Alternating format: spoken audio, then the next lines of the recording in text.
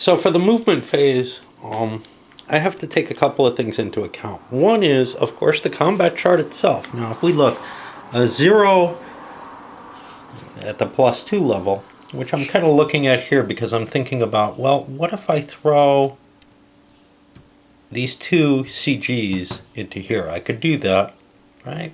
1, 2, and 1, 2. If I throw those into there, I'd be at the +2 level with no modifiers in my favor or against. Unless I had illumination markers, which I was not allowed to buy. I'd basically need a 6 or higher to get the D2 result to convert that system. So I think I'm not going to be able to convert that system. That system's not a terrible danger. It could turn into an independent empire, and then I got to worry about it a little bit more. But right, the chance of that is only 30% next turn.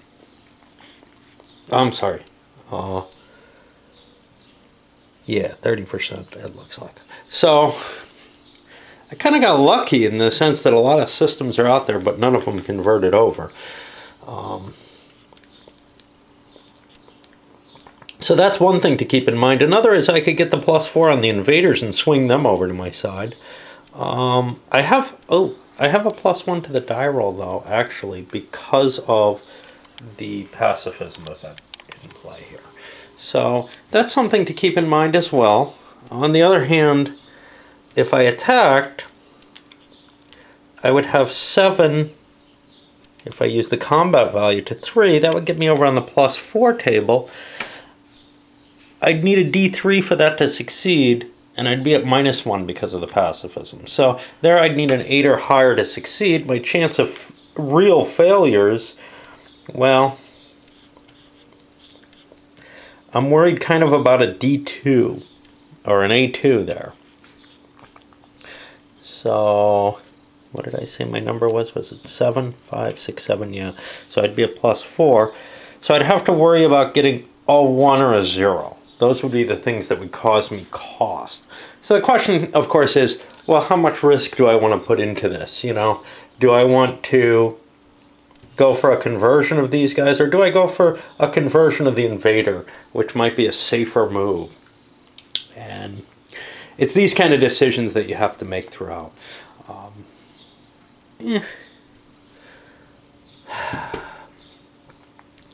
I think I'm going to go for the lower risk model and throw these in here with the intention to convert the invader fleet. Next turn, that attack fleet might be more valuable to me than it is right now. Now then there's also the question of, well, do I want to move these guys, do something with them? The 2 aliens, I have to consider them again. The Messiah is only affected by leaders. What about the probe? Also only affected by a leader. So I can kind of just leave my fleet here. Now, as I'm making all these decisions, and this is really the issue with the game, because it's on a circle, it's really hard to see, hey, what have I moved, what haven't I moved? I could use some of these excess markers for a little while, but I only got a couple of them to try to mark things. I feel like I probably want to pull out some blanks and use them for that purpose. So I've pretty much decided on this guy too. Let's go around the ring. I've got some fighting power here. Yeah, but I don't know if I want to use it because I don't know what I'm doing up there, right? That's kind of the difficulty here.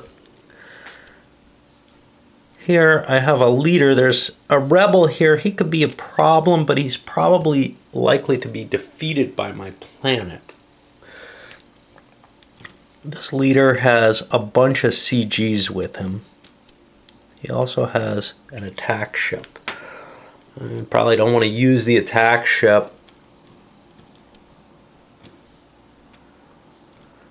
If I have -2 or +2 to the die roll at 0 to try to get these guys, well, 0 could get me up as, if I rolled a 0, I could get as bad as a 2, which would give me an A2 result, which would hurt me, but I'd be pretty well off. So I'm going to throw 2 of my CGs into there, and I'm going to keep one here again to try to convert the ship. That's going to increase my maintenance costs if I capture all these ships.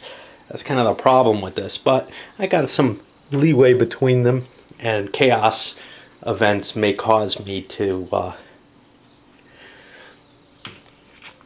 not have a real issue. And I'm marking this because I'm marking where I started and where I'm continuing, just to kind of keep my my sanity here. Now, what about these biomech predators? What the hell is up with them? Okay, I want a lot of morphogenic stuff, including parenthesized. And if I get a positive, I can get rid of this thing.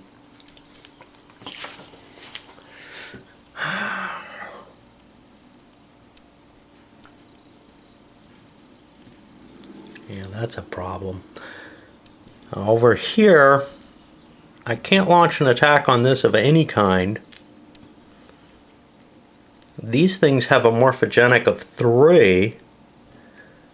This whole stack, including both stacks actually, has a combined of just 0. So I'm going to send 2 of my control groups here.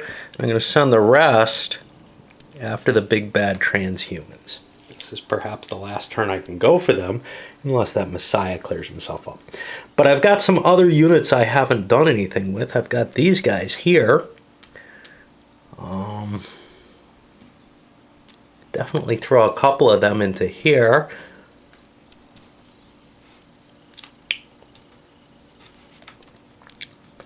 And this other one can make it here.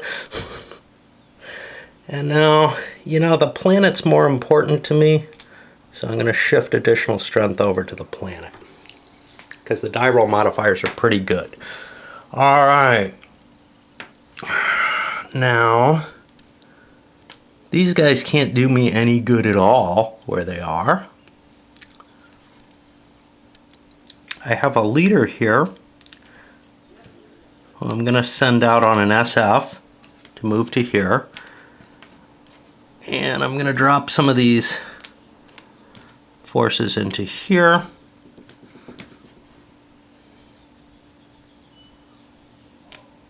I'll increase my chances. And this combat value, well, that's not terribly useful to me either. So I guess I'll stay where I am with all of this. Now I could destroy some of these systems. That might be of some use. This could be an annoyance next turn. But remember, I took 3 chaos events last turn. If I can reverse, say, half of that, and it looks like I can, I'm going to be in pretty good shape. So I'll take these off because they've served their purpose marking things, and we move over here to the combat phase. And again, I kind of want to resolve these in some kind of order. Wow, I didn't use this at all. That's a big piece that I've got there. I'm going to send that over here and improve my chances on this system. It's a rich system with weak defenses. That works great for me. All right. Again, I got a chance of an expedition here, but I don't have a leader there. Let me start going down the straight combat. And again, you know, working your way around may get more. Okay, I've got a problem here. He's got a leader. Shit. I wasn't thinking about that. Okay, well, you can't think of everything, right? So I've got 4 points. Didn't I have another invader? I got 4 points against 0. So that gives me the +4 table. I've got a -1 for the or a +1 for the pacifism, but a -2 for the invader's leader. So I'm at -1 on here. I'll go for it anyway. I get a 6, which is a D2. That's sufficient to convert this ship over to mine. I've taken an AF. This is going to go in the discard pile, not in the cup. An AF has 2 maintenance costs, so I got to remember to charge that up, or else, you know, I'm going to have a problem. I'll keep going through these. Over here, well, my morphogenic is only 2, but I'm at -2 because of the leader and my pacifism. or +2, sorry. 7, that's a D2. That'll convert an SF. That adds 1 to my maintenance cost. Uh-oh, my maintenance is getting up to my income. This could be problematic, but I do have some extra points for padding. And I may be getting some systems. So now here I have 6, and you might want to do it in that order, in a different order, just to see, hey, what systems am I getting? Can I get my income up? I've got 6 to 1. That's going to give me +5, and I got a +1 to the die roll as well. So 3, I get a D1. That's all I need for this location, because he has a 1. This camera is more annoying than my old one. So that's going to flip over, and I'm going to get 2 more income. I didn't do anything about this. Over here, I have 5 morphogenic versus 1. So that gives me a +4 at +1. I roll a 5. That's a D2. That's successful. I get 3 more income. What about up here? I have 4 morphogenic, and I'm going to attack both stacks. That gives me +3 at +1. That gives me a 6. That's a D2. That's sufficient to take everything because nothing has a defense of higher than 2. So I'm going to get 2 more income.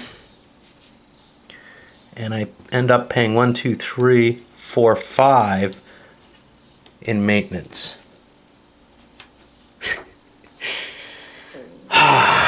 Here I'm safe. So I've got 2, 4, 6, 2, because of the chaos, 3. So I'm at +3 at +2 to the die roll.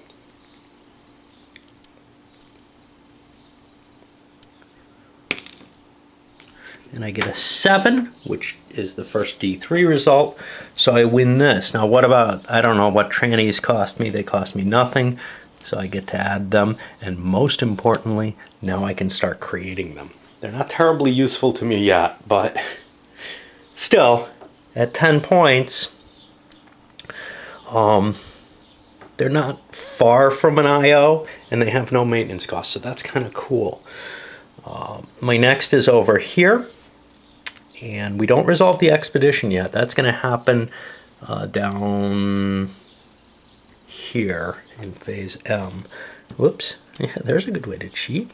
I'm not sure which way the advantage would be. 6 to 1 is +5, and I have a +1 because of the thing, and I get a total of 10. That's a D3. That's sufficient to give me the 2 income from that planet, or system of planets.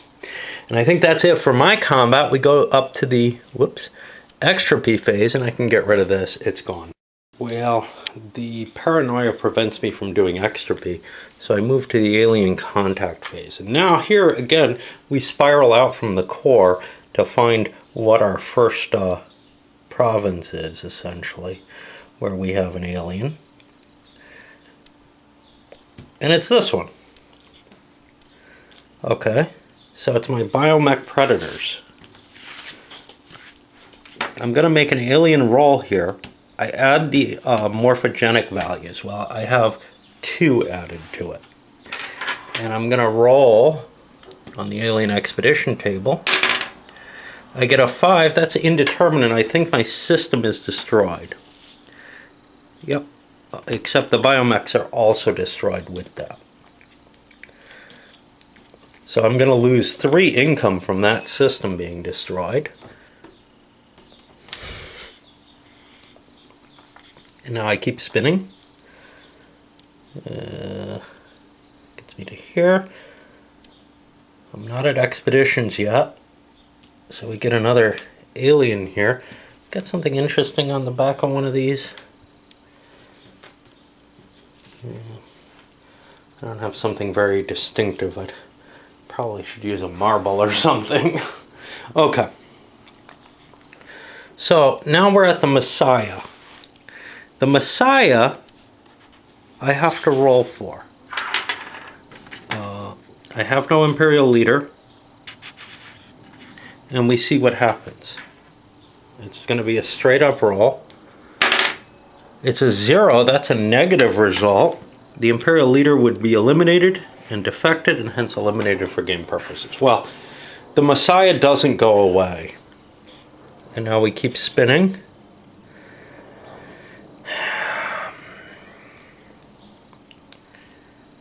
And you really kind of do have to do it this way. Otherwise, if you're me, you'll lose control. I got 2 aliens there. What happens if I got 2 aliens?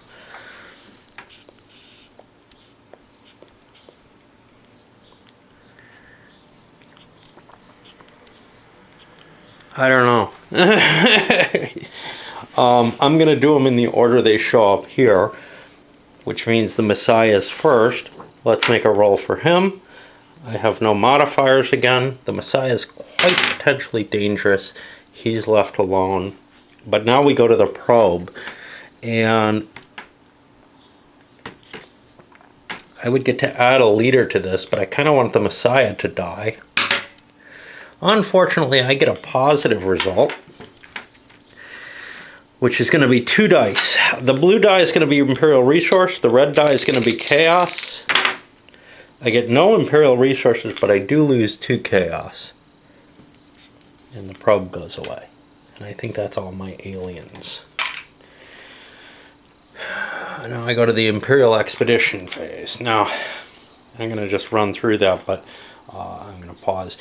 One of my problems right now, my damn computer's locked up, making the last movie into one big, long thing. One thing I'm doing is I pulled out good old Wellington's Victory again with my humongous bag of numerical counters. I've doubled the number of numbers that you need. The only thing I got in my first purchase of the game was all the number counters. No map, no rules, nothing. I think there were some charts too. Okay.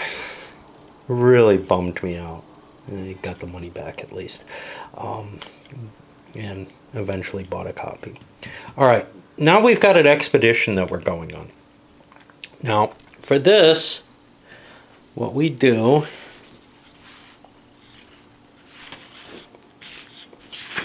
is we go over here to the expedition chart and we see what expedition we're going on. And I'll use the red die as the first die again. And I get a 9 and an 8. Go deeper. Oh, that's not right. I don't know what's right. Yeah. Nothing happens, but the expedition possible marker remains, and you can try again on a later turn. So I failed to get anything. This is the base expedition chart. There's an AERT chart, which is the alien and expedition results chart, which I would have gotten to resolve if I got certain results on here. But this result said, you didn't really get it. That's my only expedition I'm going on. Now I go to the game turn record phase, and I think all that happens here is this moves. I'd be incrementing those, but I don't think anything else is supposed to happen here. And this is going to be a short one.